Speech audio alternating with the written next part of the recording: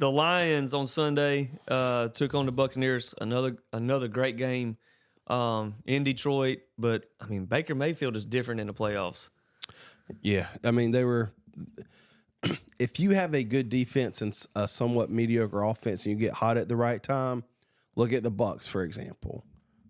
That's pure – that shows what it can do for you. Yeah.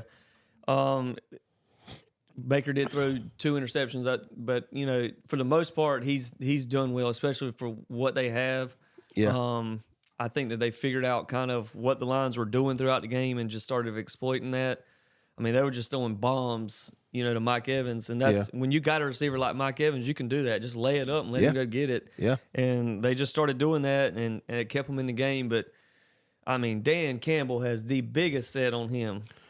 That fourth and goal play from the 1 yard line. And here's the thing is, like, it's already, like, gutsy enough to go for a 4th and 1. Yeah.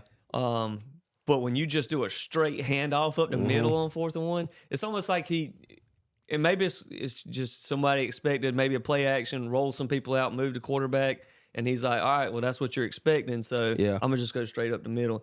And it worked, and for the most part, I mean, when he makes those calls. He's consistent with his gutsy play call, decision-making. Yeah, I just wonder if they get to a situation against the 49ers, like some of these teams that they're doing it against. Yeah. It's a little bit different when you do it against the 49ers or the Ravens defense. The Bucs defense is pretty dang. Todd Bowles is a good defensive coach.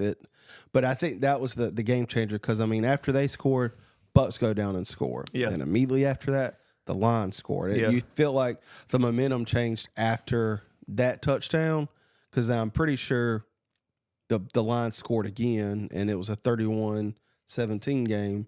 And then Baker had a heck of a drive. And what I don't understand is so basically the Lions were up 14. The Bucs score, and they potentially have a chance to get the ball back, and they go for 2. Yeah, that made no sense to me. Like I get it and I don't get it because it's still, I guess you could say, a 1-possession game, right? Because it would have been. If they didn't get it, it was 31-23. Right, so still 8-point technically game. they can still tie it back up. I don't understand that. Like, what is the purpose of going for it? And I mean, unless you're just trying to be aggressive and go for the win. I guess that was all they were thinking is like, all right, go for 2 here and make it a 6-point game. That way, if we do get the ball back, score, win the game, we don't have to do overtime.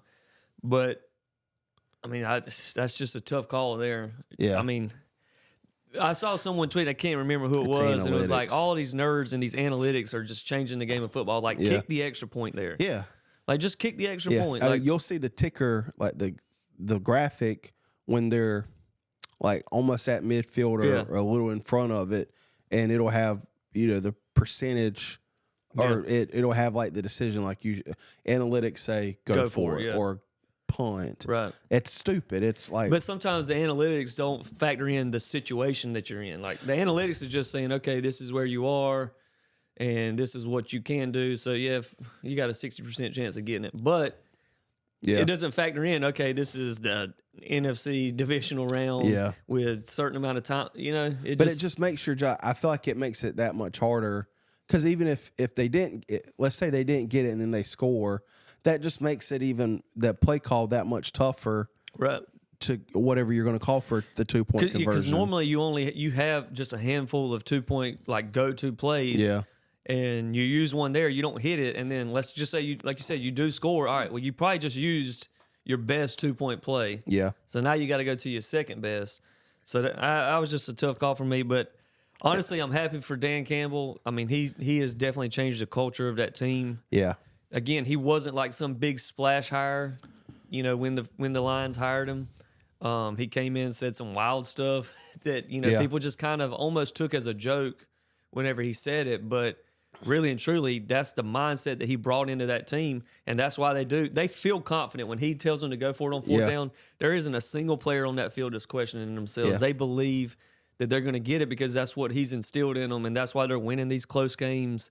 And now in the NFC Championship, I mean, they went from haven't won a playoff game in decades to now they're 1 win away from the Super Bowl. Yeah, and I think it just goes to show is not making that hired that everybody says, oh, this is the big name. Right. And I mean, Dan Campbell, I think everybody knew, is a great coach, but you never really know how, especially somebody that's never been like a offensive or defensive coordinator, how they're going to pan out. And I don't like that. Like, you don't necessarily have to be an experienced coordinator at any level to be a great head coach. Yeah, sometimes it's just how you manage people and put people in the right positions. Yeah.